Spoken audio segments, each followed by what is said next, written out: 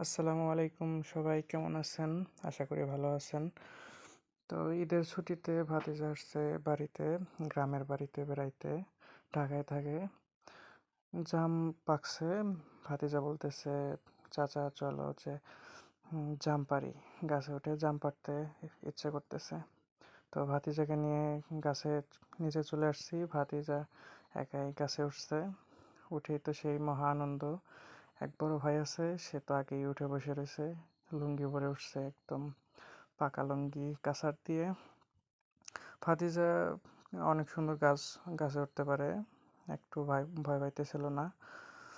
তো উঠে অনেক মজা করতেছিল, বলতেছিল যে চাচা জাম খাইবে নাকি। এই যে দেখেন, খাইতেছে আর ব্যাগে ভরতেছে।